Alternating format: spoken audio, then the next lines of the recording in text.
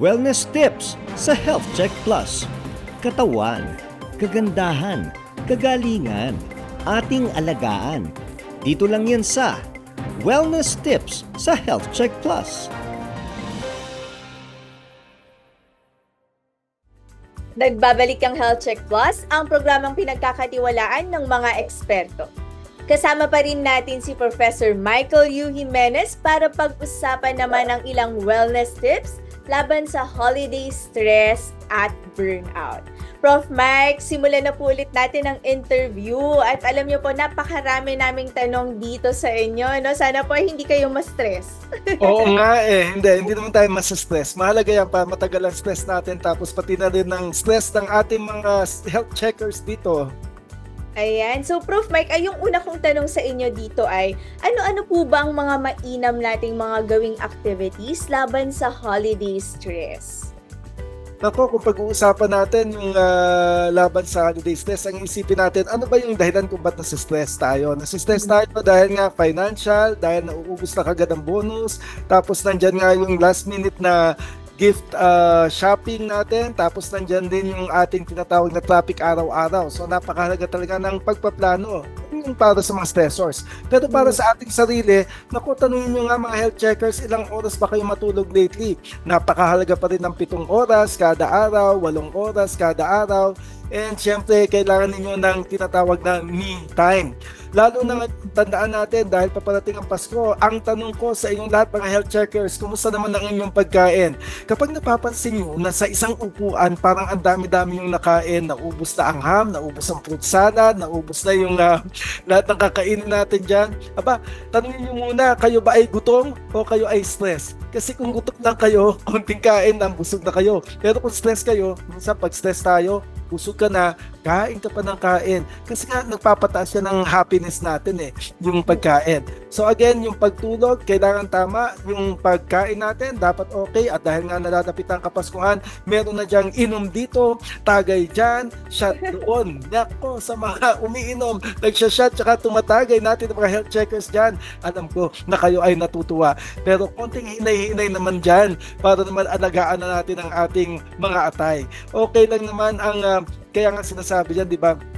Mahalaga na kung imbis na kayo ay kumain ng kumain, aba, mag-isip ng gagawin. Siguro maglakad, yan. Kung kayo ay inom ng inom, mag-isip ng ibang gagawin. Siguro mag-spend ng time sa panonood ng mga TikTok videos or mga happy videos nyo dyan. Kasi minsan, pareho lang naman ang epekto nun. Yung pagkain nyo, sasaya kayo. Tapos yung paglalakad, di ba, sumasaya din tayo kapag naglalakad tayo. Ikaw, Teacher Eddie, ilang minuto ka maglakad kada araw? Nako, Prof. Mike, ako po ay naka-duty sa ospital, so medyo mahaba-habang lakaran po ako, no, tuwing umaga. Talagang 6 to 12 po ako ay nasa ospital, kaya medyo mahaba ang aking lakaran. Ayan, diba, narinig nyo naman mga health checkers, kaya tanongin nyo sarili nyo, nakakailang hakbang ba kayo kada araw? Sa mga nakaka 4,000 steps, wow, congratulations, Wow. medyo mataas yan ha. Sa mga nakaka 10,000 steps dyan kada araw, aba, dapat yata bigyan kayo ng medal sa inyong kasipagang maglakad. And tingin ko si Teacher Eddie, ganun-ganon, ating mga health checkers, nakaka 10,000 steps siya kada araw. Totoo ka dyan, Prof. Mike, no? At ang dami ninyong nabanggit dito na alam ko marami sa ating mga health checkers ay nag-iisip na rin yan sa kung ano nga ba ang pwede nilang gawin, no, ngayong holiday season para maiwasan ang stress at burnout.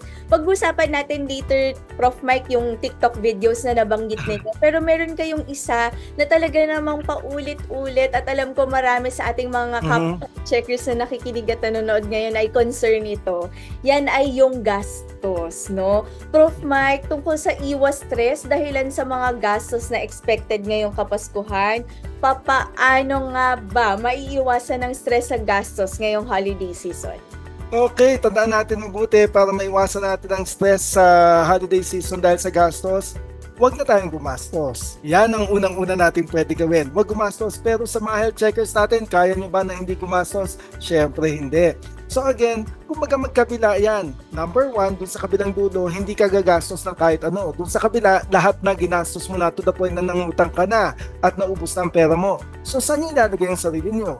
doon sa dulo na hindi ka gagastos o doon sa kabilang dulo na gagastos ka ng todo-todo na malulubog ka na sa utang. Siyempre, ang gusto natin yung nasa gitna. Tsaka alam nyo naman tayo mga Pilipino, talagang nasa puso natin yung masarap magbigay ng regalo sa ating mga minamahal dahil yun ang pagkakataon natin at yun ang simbolismo ng ating pagmamalasakit sa kanila. Kaya, kumbaga, ilagay, ano ba ang aking mga gagawin? Sino ang aking bibigyan? Tignan nyo nga kung meron na kayong listahan, mga health checkers, baka naman gagawin nyo yan sa bisperas ng Pasko. Naku, mahirap pa talaga kayo. Sino ang aking bibigyan? Ano ang aking ibibigay?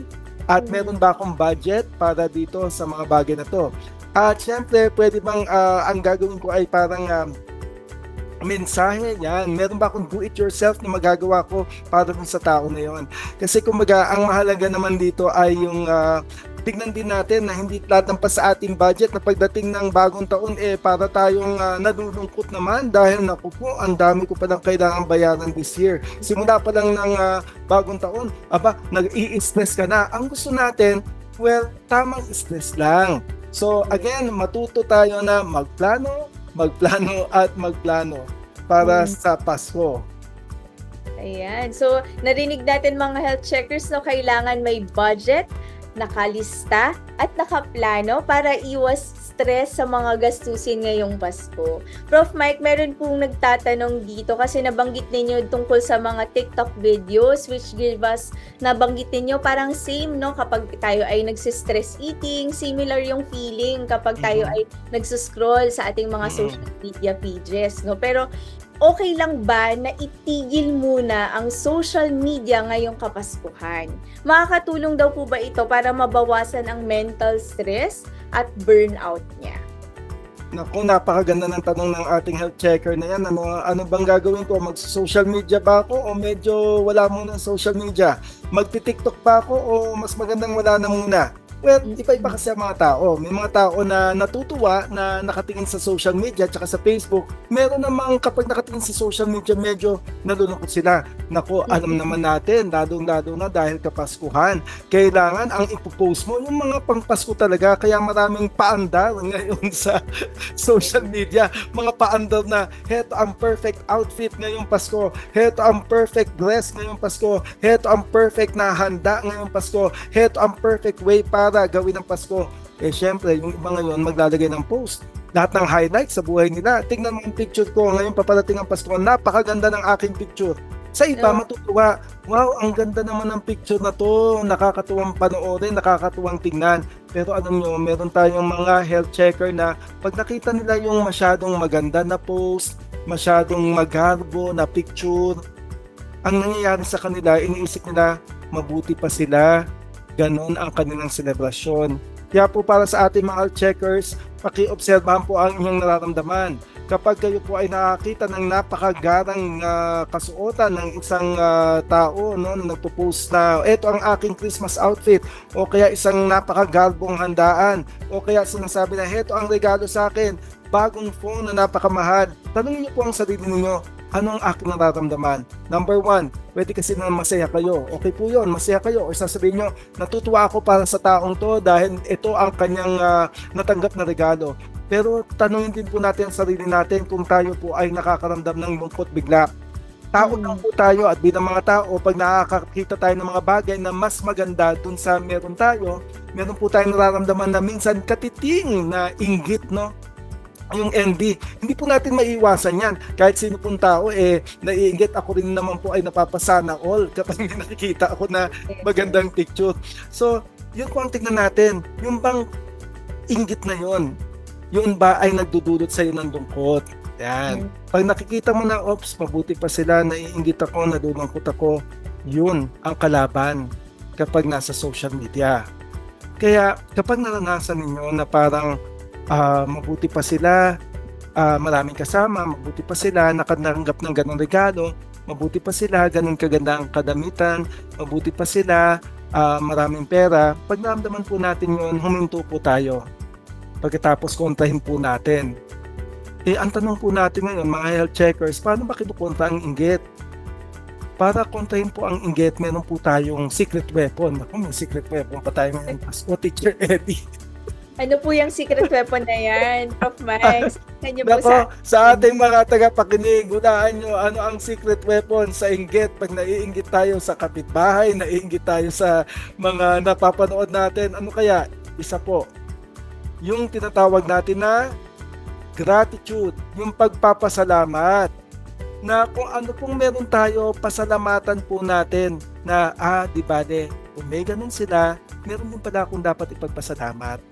Ito rin po ang ibigay natin sa mga bata, no? Natanungin sila, anong pinagpapasalamat mo ngayong Pasko? Yan. Para ang mindset po nila ay hindi sa dahil napakaganda ng regalo or napakagalbo, kundi anong kailangan mong ipagpasalamat at this very moment. At maririnig natin na magpapasalamat sila, hindi nakafocus sa regalo, kundi nakafocus sa nagpapasalamat ako dahil kasama ko po kayo. Nagpapasalamat ako dahil nakakapag-usap tayo. At ito po ay matututunan po ng mga bata at kahit sino po sa atin. Kung ipamulat natin sa kanila na ang Pasko ay hindi dahil sa kailangan mo ng regalo, hindi yan yung dahil sa regalo o dahil sa handaan. Ang Pasko, kumbaga nakafocus na magkakasama tayo, nag-uusap tayo, nagsasabi tayo ng love sa isa't isa. At syempre, kumbaga, ito ay very important event sa buong pamilya. So, ganun, no? Ang kontra natin, yung secret weapon natin, magpasalamat kung anong meron tayo. Alam niyo ho, sa ating mga health checkers, pag tinatanong ako, Mike, anong pinagpapasalamat mo? Naku, isa lang po ang unang-una ko pong sinasagot dyan ay, nagpapasalamat ako dahil ako ay humihinga. Dahil naranasan ko na po kung paano po maghinga do. I think na-share ko yun noon, no? Alam ko na po kung ano ibig sabihin nung naghihinga do. Kaya mula noon sabi ko, pag kailangan, pag time na tinanong tayo, anong pinagpapasalamat nyo? Ang sagot natin yung nakakahinga po tayo. Dahil yun po ay kailangan natin pagpapasalamat. At ang buhay po na ibinigay sa atin ng Panginoon na siyang nagse-celebrate ng birthday niya sa December 25. So ayun po, no? Kung gusto niyo naman, edi mag-off muna kayo, mag-offline muna kayo, out muna kayo sa social media. Tapos ang asikasuhin niyo yung on-site happiness. Ano ba tong on-site happiness? Yung on-site happiness, yan yung edi maglaro kayo ng inyong mga kasamang bisita. Nako, baka naman ang reunion niyo po kasi di ba may mga reunion yan, Teacher Ellie, di ba? Mga health checkers, kumusta naman ang reunion nyo? Kayo ba kapag nagre-reunion, magkakasama kayo, pero habang nagkakasama kayo sa reunion, kanya-kanya naman kayo ng tingin at check sa inyong cellphone. Naku, I'm sure, Prof. Mike, maraming nakarelate dyan. No? Sama-sama pero nasa cellphone. Kumusta naman ang reunion nyo? Ayun, nag-reunion kami, nakatingin kami lahat sa cellphone namin. Mag-offline, tapos inip po muna natin yung mga ka-reunion natin. Tapos di balik natin maya-maya konti, no? Mag-set po. Tingin ko yun ang mahalaga, no? Kapag nag-reunion kayo, mag-set po kayo ng time. Itong oras na ito, lahat dapat malawat na cellphone. Hindi ko lang alam kung pwede yun o tama yun. Depende na po sa inyo, mga health checkers, kung ano po plano ninyong gawin. Kasi, kumbaga, nasa SA mo po kung ano po ang makapagpapasaya sa inyo. Tama yun, Prof. Mike, no? Talagang on-site happiness tayo ngayong Pasko. I-maximize talaga natin yan, lalong-lalo na kung kasama at kapiling natin ng ating mga mahal sa buhay, no? So, balikan ko lang ng konti kasi sabi nyo kanina, nabanggit nyo ito kanina, perfect ang outfit, perfect ang handa, no? May isang may bahay dito na health checker po namin, humihingi ng payo sa inyo, Prof. Mike. Dahil daw po kasi siyang tendency na maging perfectionist. Perfect at pulido lahat ng mga handa at preparation para sa holiday. Mas gusto daw po niyang salirinin, no? Ang mga gawain ng kanyang pamilya at mga kaibigan.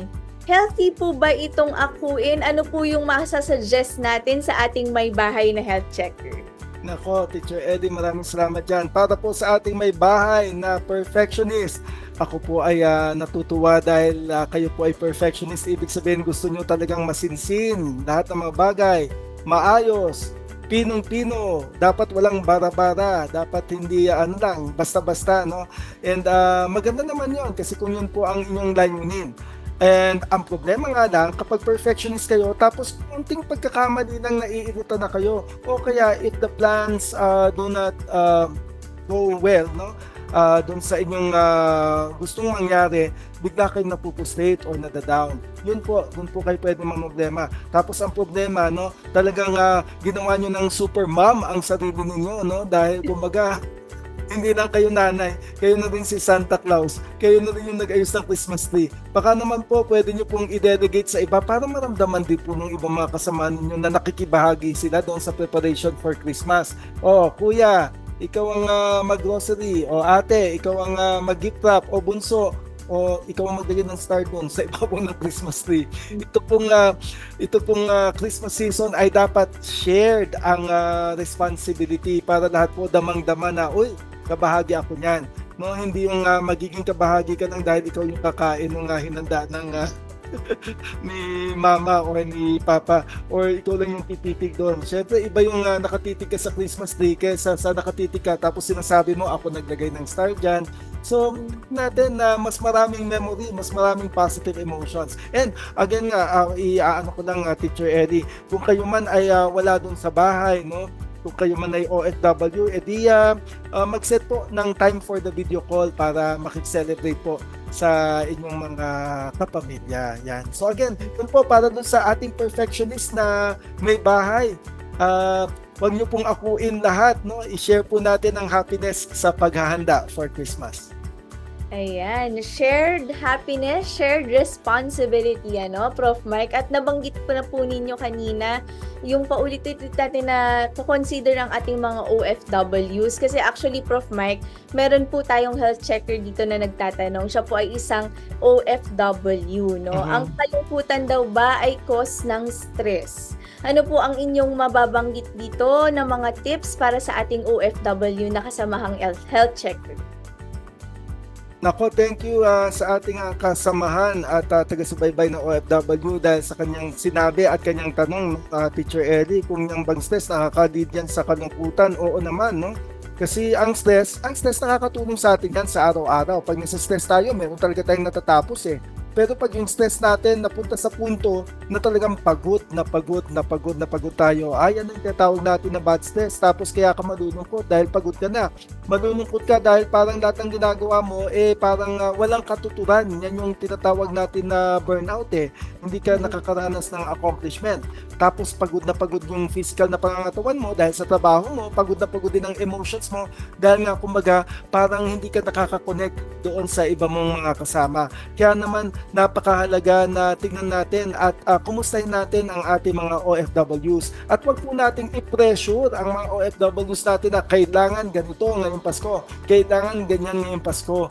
Kumbaga, pahalagahan po natin sila dahil po sa kanilang maibibigay, sa ganang maibibigay nila at hindi dahil sa napakataas na expectations ng mga kasamahan o ng kapamilya. Ang kailangan po nila ay ang pangunawa ninyo, lalo na po na sila po ay nasa malayong lugar at baka mag-isa pa nga at walang kasama sa araw na iyon habang kayong lahat ay na masaya sa handaan. So again, para sa mga OFW natin, alagaan ang mga sarili. Tapos kumuha ng mga bagay na makapagpapasaya sa inyo, no? Kung pwede, edi mag-exercise, yan. Mag-exercise, mag-yoga, mag-meditation. Dahil nga, kailangan nyo ring alagaan ang inyong sarili. Kailangan kayo mga OFW, no? Kumbaga, kayo ay talagang masasabi natin na kayo ay pinakamatatag. Dahil kahit malayo sa pamilya, nasa-celebrate nyo ang Kapaskuhan. Ayan mga health checkers, lalong-lalo na sa ating mga OFW dyan, narinig natin si Prof. Mike, alagaan ang sarili, at sa ating mga kamag-anak na merong mga OFWs, na kamag-anak, pahalagahan at unawain natin sa kanila, So, very important po yung mga bagay na yan para iwas ang kalungkutan ngayong Pasko kahit na OFW at malayo sa ating pamilya. Prof. Mike, actually, meron pa po tayong nagtatanong dito, Kasi paulit-ulit nating nababanggit yung scheduling, Kasi sunod-sunod, napakarami talagang mga happenings ngayong holiday. Ano po ang inyong mapapanahong tip laban naman sa mental fatigue dahil sa sunod-sunod at napakaraming scheduled activities ngayong year-end? Alam niyo, ngayong year-end talaga, umasa po tayong lahat na talagang ang dami-dami ninyong activities at ang dami-dami ninyong invitation at ang dami-dami ninyong events. Kaya kumbaga ito ang pagkakataon para mag-aral talaga kayo ng salita na hindi muna, yan.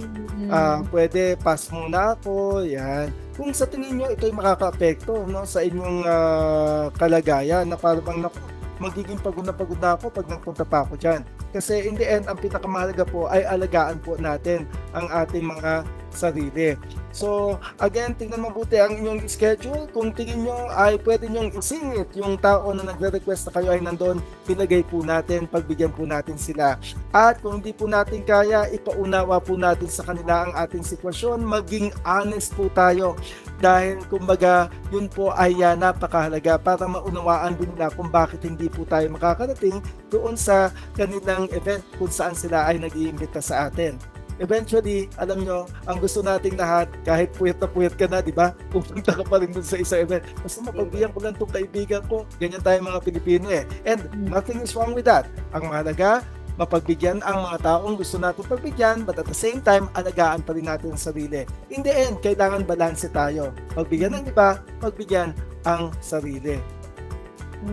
Prof. Mike, alam nyo, guilty as charged po ako dyan. No? Talagang kailangan ko pa yung tutunan, yung sabihin, hindi na muna, pass na muna. No? Pero maganda po na nabanggit natin sa ating mga kapwa health checkers yan, no? Na pwede naman na sabihin, pass muna, hindi muna, babawi ako next time. No? Balance. Napakaganda ng tip ninyo na yan, Prof. Mike. So, ngayon naman po, Prof. Mike, daanan naman po natin kasi alam niyo po napakadami talagang bagyo na dumaan, no? And hindi maiiwasan na yung marami sa ating mga health checkers na nadaanan ng bagyo ay talagang hindi pa nakakabangon totally, no? So, ano naman po ang inyong maipapayo para po sa ating maraming health checkers na nasalanta ng serye ng bagyo at sila po ay nagre-recover pa rin hanggang ngayon? Alam mo, Teacher Eddie, yan yung isang bagay na talagang napakalungkot, no, pag tinignan natin yung sitwasyon. Kasi meron tayong mga kababayan na dahil sa sakuna, nawalan sila ng mahal sa buhay. Nawalan sila ng mga ari-arian, nawalan sila ng mga bagay na plano nila. Yung mga expectations nila ngayong Pasko na pinaghahanda nila mga a few months ago, hindi na mangyayari dahil nga sa mga sakuna at mga sitwasyon na hindi maiiwasan. Kaya naman para sa lahat ng mga Pilipino, ng mga kababayan natin na nasa ganitong sitwasyon, napakahalaga po na alagaan po natin ang ating mga sarili.